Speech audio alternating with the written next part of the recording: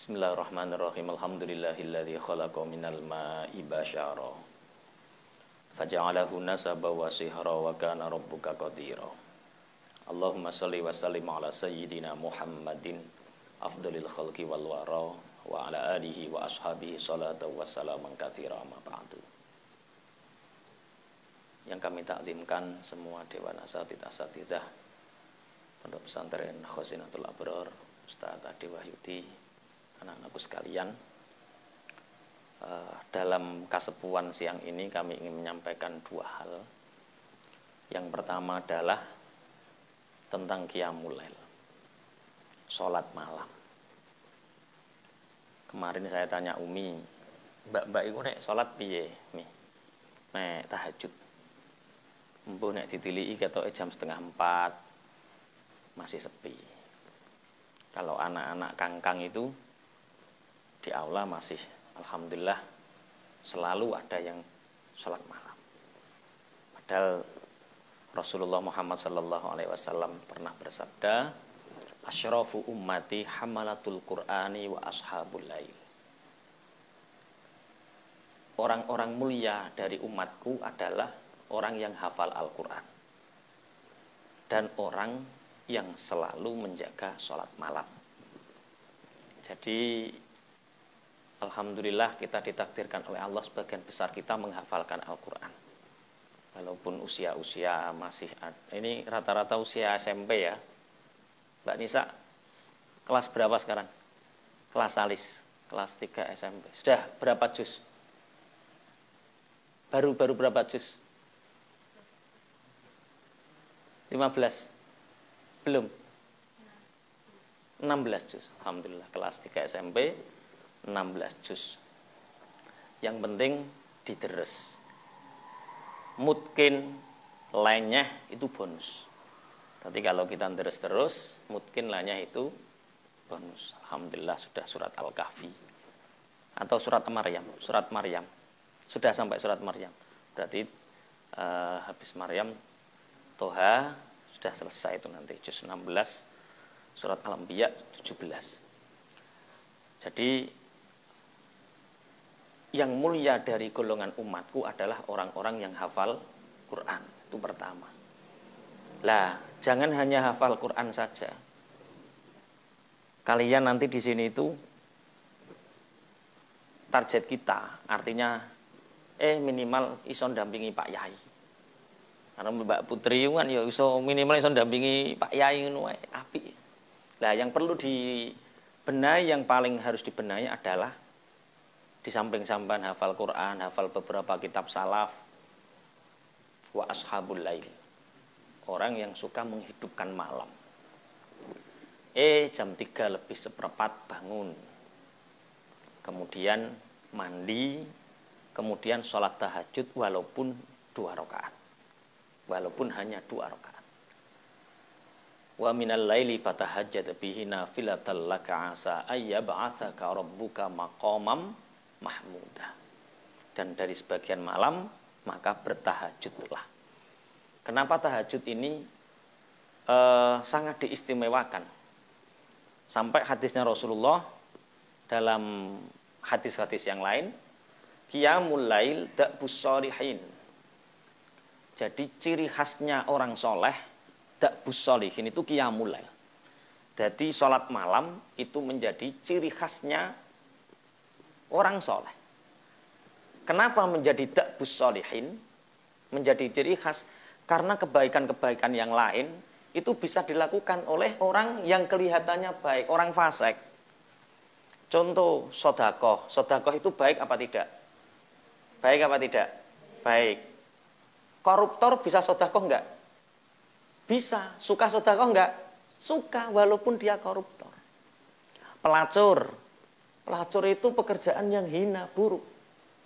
Tapi seorang pelacur senang sedekah enggak? Senang. Batur apa mulai disangoni. Hasil dari pelacurannya dia pulang bagi-bagi uang. Pejabat yang korupsi bisa sedekah, orang mukmin bisa sedekah. Pelacur bisa sedekah, orang solehah bisa sedekah.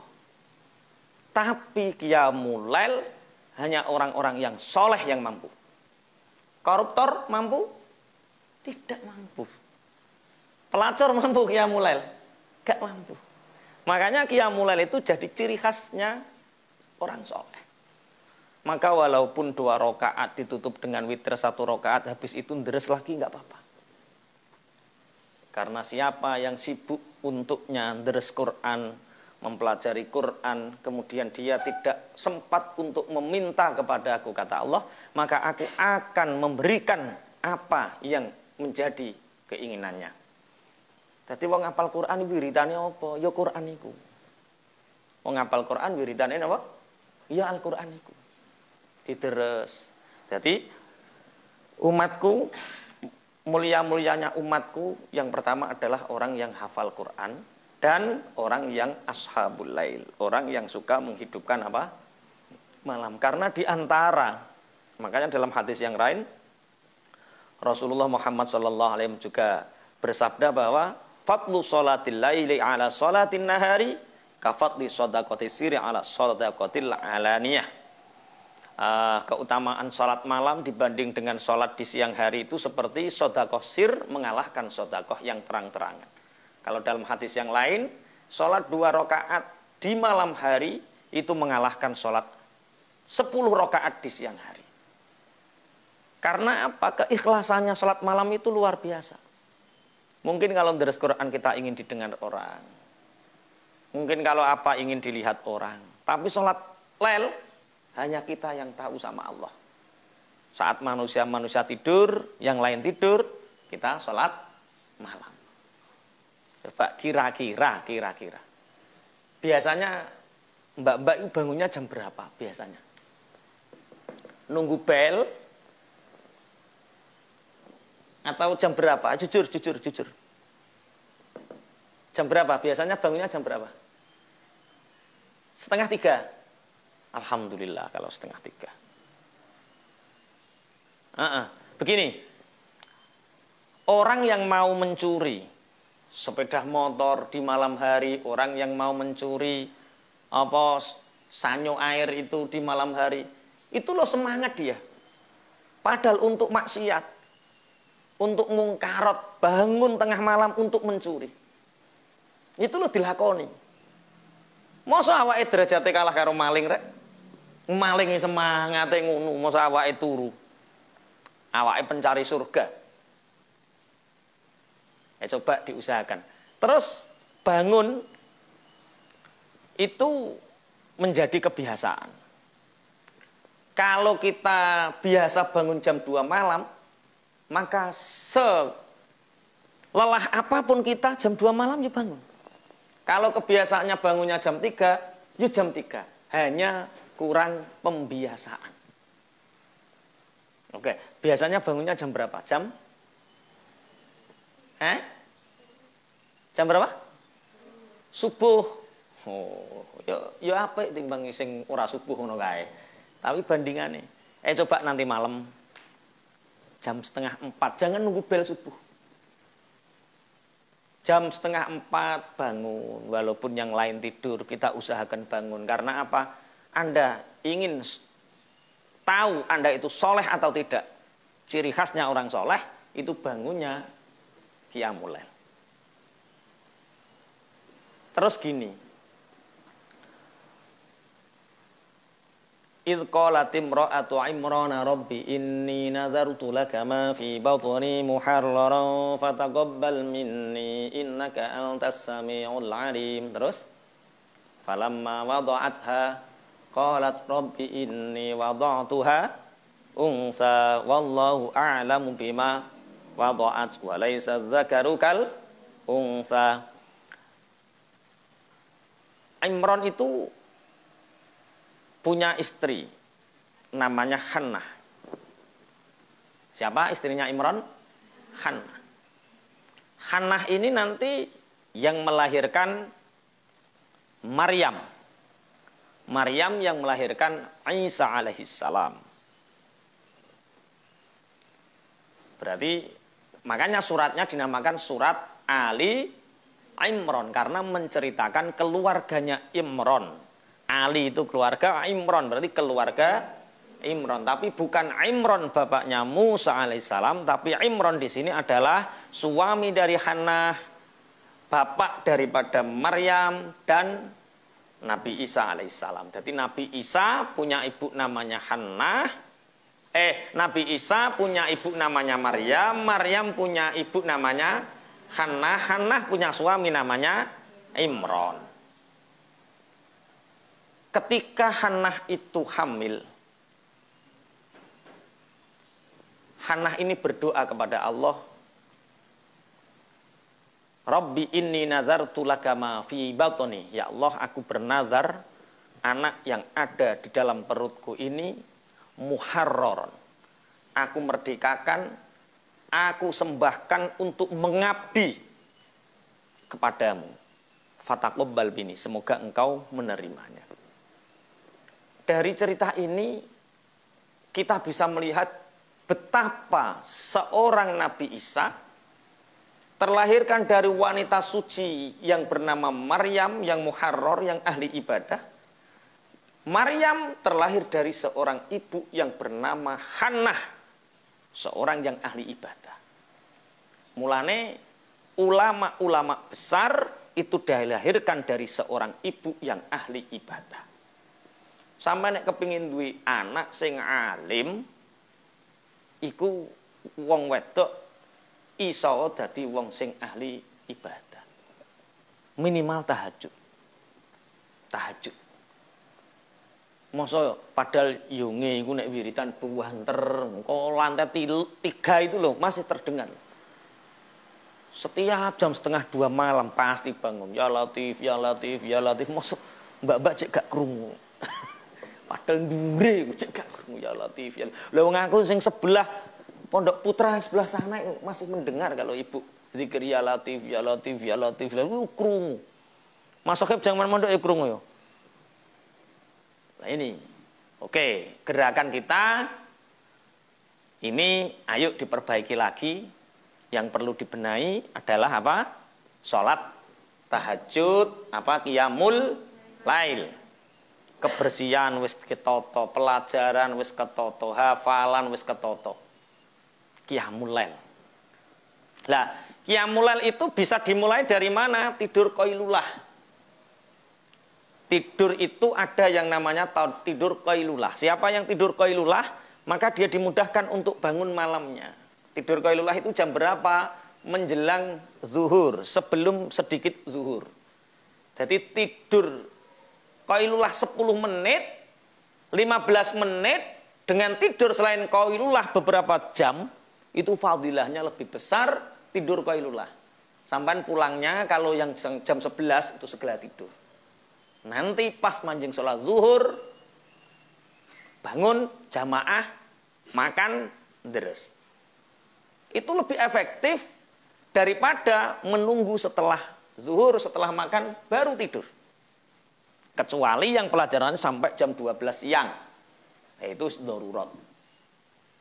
Jadi usahakan kalau habis plek, aja gosip-gosip dhisik, gosip lingak-lingok, gosip-gosip. Langsung mapan turu bantal, plek setengah jam, 25 menit, sudah manjing zuhur, sudah saatnya jamaah ya jamaah. Maka 10 menit, 20 menit qailulah itu akan membantumu bangun di malam hari. Ikut trike. Tapi tidurnya jangan malam-malam.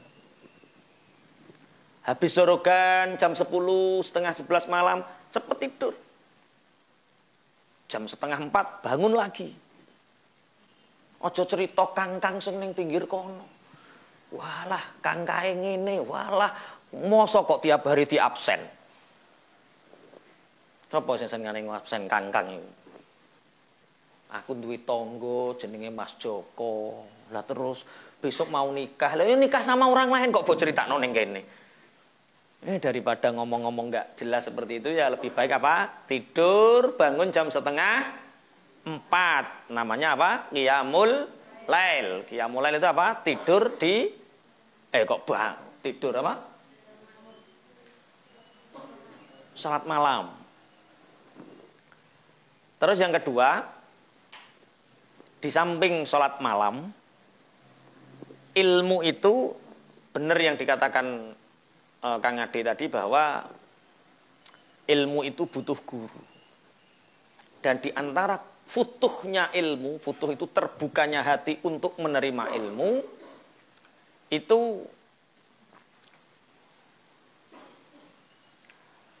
ridhonya orang tua dan ridhonya guru. Artinya tidak hanya ridhonya guru terhadap santri, tapi juga ridhonya orang tua terhadap wali santri. Orang tua kalian, bapak ibu kalian. Baik dari haliyah, sikap, keadaan, atau sesuatu yang lain. Syekh Abdul Qadir Jailani radhiyallahu anhu itu pernah dititipi santri, dipondokkan di Syekh Abdul Qadir Jailani. Anaknya seorang pejabat.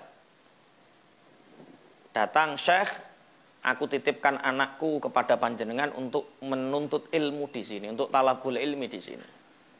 Diterima oleh Syekh Abdul Qadir Jailani, diajar sebagaimana pelajaran yang berlaku, diajarkan adab, diajarkan akhlak.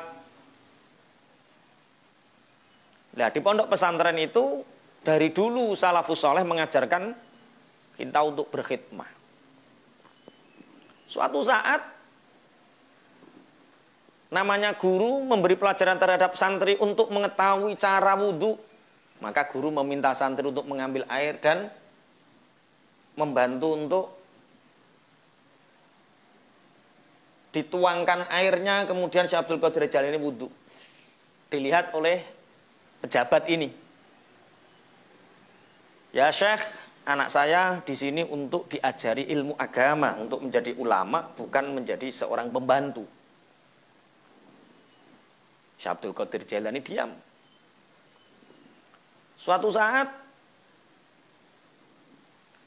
Syekh Abdul Qadir Jailani makan pitik ayam merkungkung. Kalau dalam manakib itu.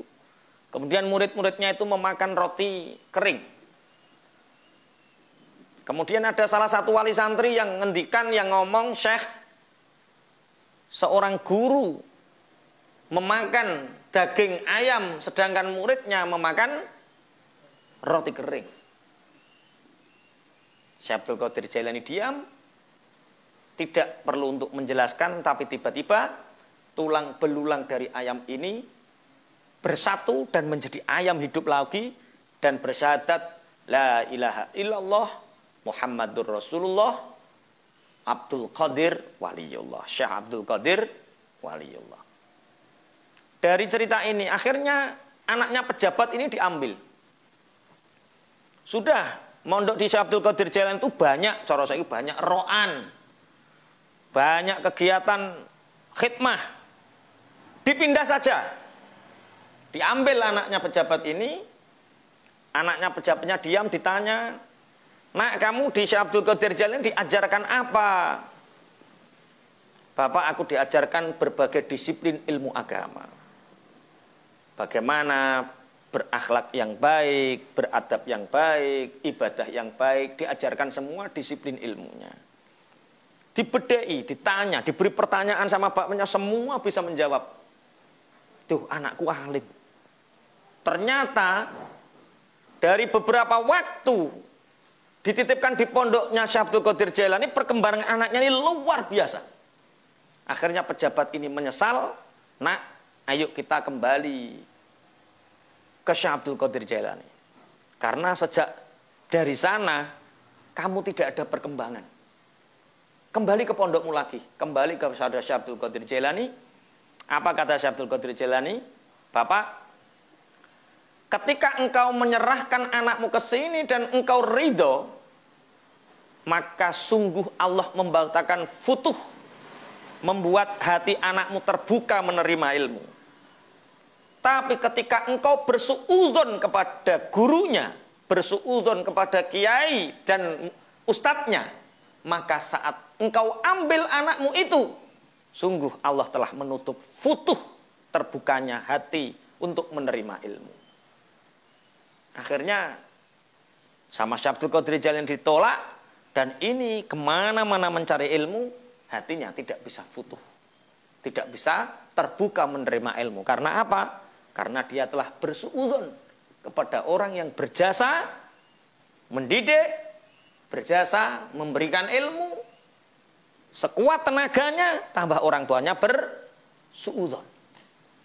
Makanya dua hal ini yang ingin Pak Yai sampaikan, bahwa kalau kita ngaji, ya ngaji saja. Kalau nggak kerasan misalkan, ya nggak kerasan saja. Jangan pernah engkau bersuudzon kepada ustadz, jangan engkau bersuudzon kepada kiai, jangan suudzon kepada orang yang berjasa mendidikmu dengan ikhlas. Pak Yai enak, mangane enak piye, ngerowot enak piye. Panganane iwak-iwak. Nah, itu ada fasenya. Kenapa Syekh Abdul Qadir Jalani nggak menjelaskan? Ya karena orang itu punya fase. Jenenge santri mangan roti kering, ya nggak apa-apa wong nyantri. Tapi ketika sudah terserap ilmunya,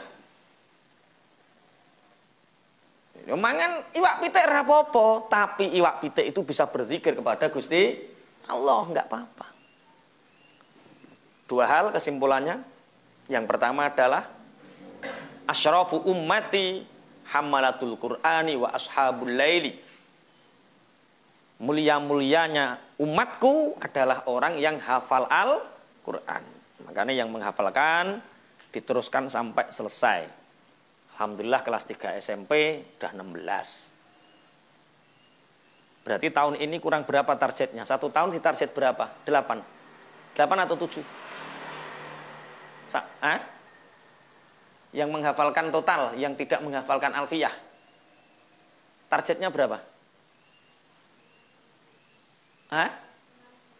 6 sampai 7 ya? 7. Mbak Dewi dapat berapa? 14. Waduh, terpaut 2 juz. Ya, tapi insya Allah cepet lah. Jadi semoga 2 tahun semua selesai. Allahumma amin. Yang Sani yang menghafalkan ada berapa anak? Yang kelas Sani? 3. Yang ula yang menghafalkan belum? 1. Sudah direkomendasi Mbak Sofi 1. Siapa? Nisa. Lisa. Yang mana Lisa itu? Oh, Lisa. Jadi begini, memang kalau di pondok sini ini beda ya dengan pondok-pondok yang lain. Jadi jangan sampai kita menghafalkan Al-Quran tapi nggak ngerti najis, nggak ngerti fikih, nggak ngerti ubudiyah. Kalau di sini ditekankan, pahami dulu ilmu fikihnya, baru kalau memang sudah direkomendasikan untuk menghafalkan menghafalkan. Tapi tetap kewajiban sampai kelas Sani harus bisa baca takrib dan hafal imriti maksud. Setelah alfiyah baru boleh memilih menghafalkan alfiyah atau menghafalkan Al-Quran. Kalau menghafalkan Al-Quran, padahal nek bocah lanang gak ya Mas Adi ya. Bocah lanang alfiyah yo ngapalno, Al-Quran yo ngapalno yo biasa. Cah wedok lebay modele yo. Kakean jaluan ngene wis gak apa-apa. Itu memang sunnatullah kudrohe cah wedok ya wis ngono kuwi. Dadi pengarep-ngarepe wong lanang ya wis ngono kuwi. Jadi asyrafu ummati hamalatul Quran. Semulia-mulianya umatku itu adalah orang yang hafal Al-Quran, wa ashabul laili, dan orang yang sholat malam. Jadi tolong mulai nanti malam tak dengarkan, nanti diusahakan. Walau 2 rakaat sholat. Tapi anu to Pak Yai, kula niku kuwesel. Nek kesel ya habis jamaah sholat isya, dan sholat ba'diyah, setelah sholat ba'diyah, sholat mutlak saja 2 rakaat. Nanti terus tidur, setelah itu witir, bangun langsung witir. Sebelum subuh ndang witir. Itu pahalanya sama dengan sholat tahajud semalam suntuk. Iku bagi sing kebluk. Ngerti kebluk? Turu gugane angel. Tugas sampean itu nanti membangunkan suami. Bangun tahajud. Karena yang laki-laki kan sibuk. kegiatannya banyak, lelah. Yang perempuan nanti hanya didik anak sama didik santri, bangunkan bah, bangun bah, sholat malam bah. Lah nek sampean terus kebluk bojomu sing gugah sapa? Latihan. Oke ya, nanti malam sanggup? Walau 2 rakaat sanggup? Alhamdulillah, seneng ini. Oke, engko tak titeni. Diterus. Loh, saya itu sama Umi saking sibuknya kalau deres Quran sebelum subuh, mah. Ya enggak bisa. Padahal tamu sudah dibatasi, kegiatan sudah dibatasi, itu pun sebelum subuh harus 3 juz. Nanti habis subuh 1 juz, baru waktu duha 1 sudah 5 juz. Kalau orang hafal Quran 1 hari bisa 5 juz itu aman. Maksudnya hafalannya aman. Nah, mumpung sampai di sini latihan. Jam 4 kurang seperempat enggak apa-apa lah. Yang penting belum anjing subuh 2 rakaat. Setelah 2 rakaat witir, setelah itu deres nambah hafalane. Saya itu kadang-kadang gawok. Habis jamaah sholat subuh, baca tabarok, kok masih ada bal tet, itu ngebel opo Mbak Pia? Itu ngebel opo itu? Oh, ngaji. Enggak langsung seperti kangkang itu enggak. Jadi habis subuh, tabarok ya langsung ngaji. Mu'adib dan santri langsung di situ langsung ngaji. Tempatnya masing-masing. Itu yang pertama. Yang kedua, kita harus bisa memahamkan. Pak, Bu, tolong doakan aku semoga kerasan 1. Kemudian ilmuku barokah. Dengan cara apa Pak Bu ilmu barokah? Yaitu selalu usahakan husnudzon dengan kiai, husnudzon dengan guru. Jangan berprasangka buruk, karena berprasangka buruk terhadap guru, masyayikh itu bisa menutup futuhnya ilmu, menutup terbukanya hati untuk menerima apa? Ilmu. Tapi insya Allah kalau di sini dari kiai, dari bunyai, karo dari santri ketoke padha ya. Nek mangan sate sampean mangan sate apa ora? Nek mangan iwak sapi ya do mangan iwak sapi apa ora? Nggih sami. Alhamdulillah. Iki karo bocah-bocah tewele pondok jerape diketok perkara 3 dina dijenengno tewel. Iki piye maksude? Enggak apa-apa. Jadi insyaallah dengan modal 2 ini selalu berhusnudzon kepada Allah, berhusnudzon kepada kiai, kepada ustadz, dan hafalannya diteres. Inna nahnu nazzalna dzikra wa inna lahu lahafizun. Allah berfirman, aku yang menurunkan Al-Quran dan aku juga yang akan menjaga. Dengan apa Allah menjaga Quran? Dengan menjadikan orang-orang di dunia ini banyak yang hafal Quran. Semoga kita sama Allah ditakdirkan menjadi bagian dari mereka. Allahumma amin. Kalau memang sampean aduh hafal, karena saya sudah enggak nuruti orang tua ya. Orang tuane sampean kabeh kepengin sampean hafal Quran, tapi dik gak ngerti anake kaya apa, dike kaya apa. Lah wong ibuke sekolah ranking 30, bapake sekolah ranking 20, anake dipeksa ngapal Quran. Yo sak juz iso setahun yo gak hasil-hasil. Makanya sekarang yang menghafalkan Quran harus direkomendasi. Tujuannya apa? Ya ustadznya biar jelas targetnya, anak-anak juga semangat. Lah kemudian yang tidak menghafalkan Al-Quran bagaimana? Ya enggak apa-apa. Ubudiyahnya yang bagus, baca kitabnya yang bagus. Kan masih menghafalkan Alfiyah, menghafalkan Imriti. Lah umpama waduh Pak Yai, IQ-nya rendah, enggak apa-apa, ubudiyahnya bagus. Kemudian solihah itu minimal. Menjadi pendamping orang-orang hebat nantinya. Allahumma amin.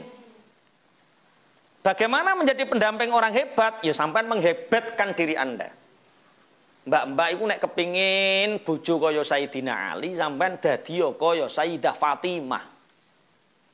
Cita-cita ingin suami hafiz, hafal Quran, pengusaha, baik hati, luman, ganteng. Ada Ada, tapi di surga nanti. Kadang-kadang hafid ya ora patek ganteng, ya ora apa-apa. Kadang-kadang ganteng, ora hafid, apal alfiyah, ya gak apa-apa. Baca kitabnya bagus, baca Qur'annya bagus, nggak hafid, ganteng, ya nggak apa-apa. Setiap orang pasti punya kelemahan. Dan terus, maka cintailah kekurangan suamimu nanti dengan cara yang sempurna. Itu jenenge mencintai dengan sempurna. Pinginnya lengkap Mas Adi. Ganteng, hafal Quran, pengusaha, kaya, luman, neriman, wakeh. Lah terus kowe iku sapa? Kalau kita ingin mendapatkan Sayyidina Ali, maka kita harus menjadi seperti Fatimah. Kalau kamu ingin menjadi istri dari seorang seperti karakternya Rasulullah, maka jadilah seperti Khadijah. Sudah ya, hampir zuhur. Kafaratul majalis. Subhanakallahumma wa bihamdika asyhadu an la ilaha illa anta astaghfiruka wa atubu ilaik. Jangan lupa nanti ditulis di buku harinya masing-masing, ditulis di kamarnya masing-masing. Nanti malam tahajud, karena ciri khas kesolehan adalah orang yang tahajud. Kalau sedekah, koruptor bisa, pelacur bisa, orang kafir pun bisa bersedekah, tapi tahajud hanya dilakukan oleh orang-orang yang soleh. Ihdinas siratal mustaqim. Assalamualaikum warahmatullahi wabarakatuh.